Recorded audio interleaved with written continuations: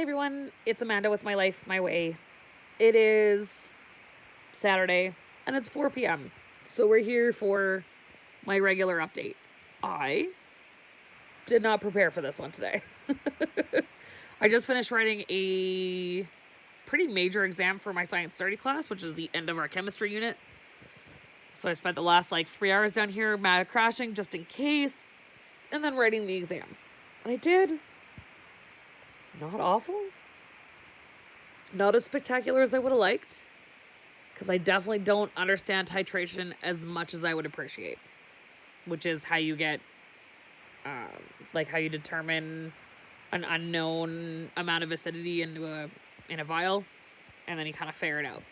I sort of understand the basics, not enough to do the questions I got today. There's only 2 of them, so it shouldn't be that bad. But hair's in a mess. It's just in a bun, no makeup on. This is how I normally look, for anybody that's kind of wondering. I usually do videos when I have makeup on, but I don't wear that every day. So just in case anybody's wondering what the day-to-day me looks like crap. And I don't care. I'm in the house by myself. The only one that's here with me is the dog, who has abandoned me to go hang out upstairs because I ran out of snacks hours ago. And that's pretty much the only time he hangs out with me down here. I have snacks, Mom, he's in. Mom might feed me snacks, I gotta go check it out.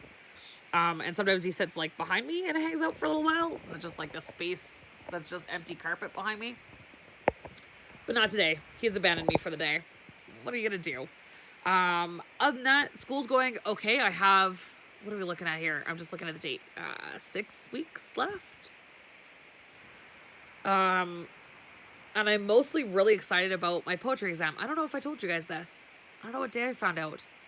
I wrote a pretty major poetry exam, I think last week. And English is not where I excel at all. I barely passed English the first time through high school. I passed. I graduated. But I didn't like it, and I didn't appreciate it. And the woman that I have teaching me now, if you have an opportunity to go through Grant MacEwan, they don't call them Grant MacEwan anymore. It's not MacEwan University. I'm just old and I don't like change. But MacEwan University, and I have a lady by the name of Debbie Linton for my English. Linton? And she is phenomenal. She actually makes me read stuff and see what she's seeing. She's, oh my God, she's the archetype of an English teacher.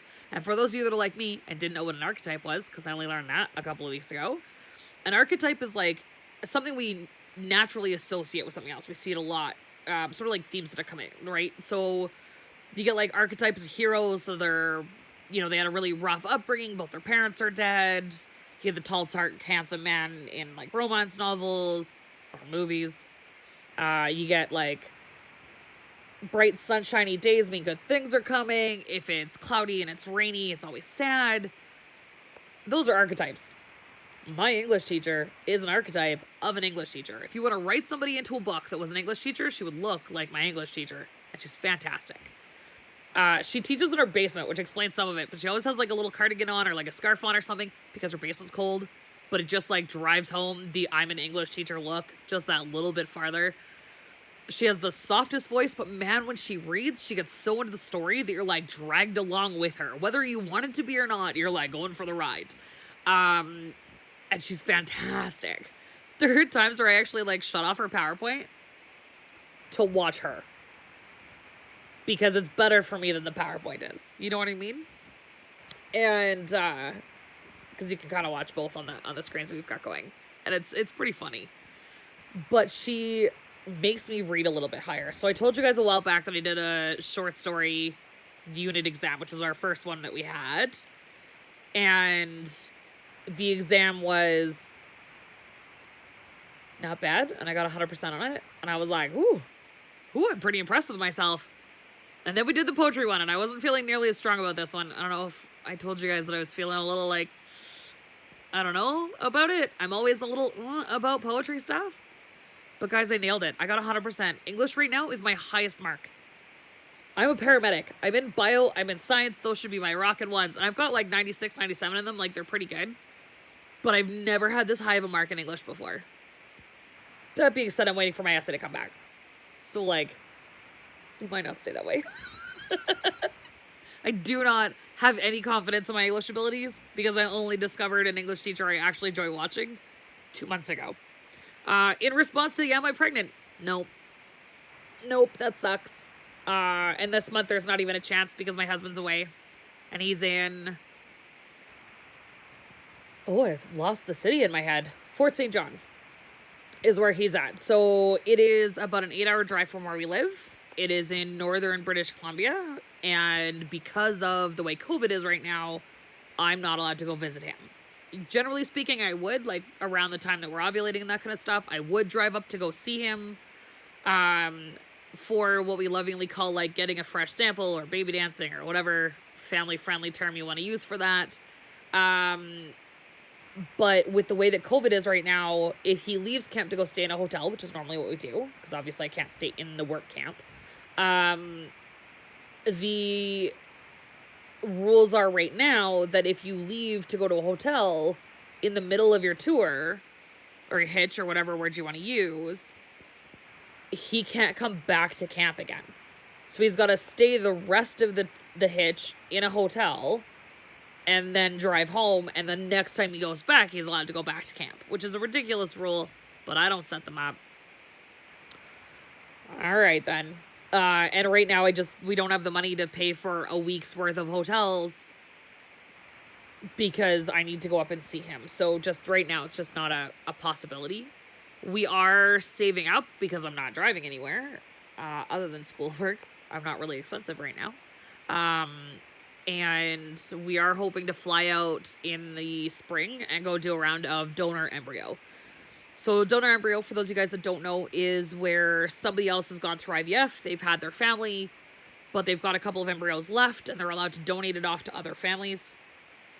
And so those little sort of left behind babies that everybody's always worried about, you can actually adopt those. And it's just the earliest amount of adoption you can possibly pull off. And because we've had 2 blighted ovums as part of our miscarriage history, we don't know what's causing it. Like, our carrier type came back normal, but something between where my stuff meets his stuff is not, like, 2 and 2 is not making 4, unfortunately. So we're going to try and adopt an embryo and see if that works. I don't know. I couldn't tell you. We can just hope for it at this point. That's really, unfortunately, all we can do. So, yeah. Good times for nobody. Yeah. Now that the science exam is done, I'm going to go clean my house so it looks like a normal house. Becomes a bit of a disaster during the week because I'm busy, like, studying and doing stuff. And then tomorrow I'm working on the ambulance from noon to midnight. So it'll be a good time. I'll get out of the house. I'll see some adults. They might be intoxicated, but it doesn't matter. They're still adults. They're still other people. This has literally been, this little tiny room that I'm sitting in has been my home for an entire week and a half. I haven't been out except to work in like 3 weeks now. I don't get out a lot. Just in case you're wondering what I'm looking at, excuse the mess in my room because I'm still studying right now, but this is what I'm looking at. So this is how I do it. So this is my laptop here that I usually put my notes up onto. And then up in the back is the TV that my husband bought for his, like, man cave that I'm currently sitting in. But I wire up my computer to the TV and I play my instructors up there so that them and their PowerPoints goes at the top, and then I make my notes down here. There's my lovely book of Hamlet and some homework and the couches. I'm sitting on ones that look like this just over here. And this is my stuff. Got a whole pile full of things. That's my lap. This is my kids. All the things that are in my room. This is the bar that we haven't finished yet, which makes me look like a raging alcoholic. Sorry about all the booze. We don't drink a lot, but we have, like, varied tastes. So you buy a bottle and then it sits there for a really long time. Makes us look like raging alcoholics. It's good times. Anyways, I'm going to let you guys go.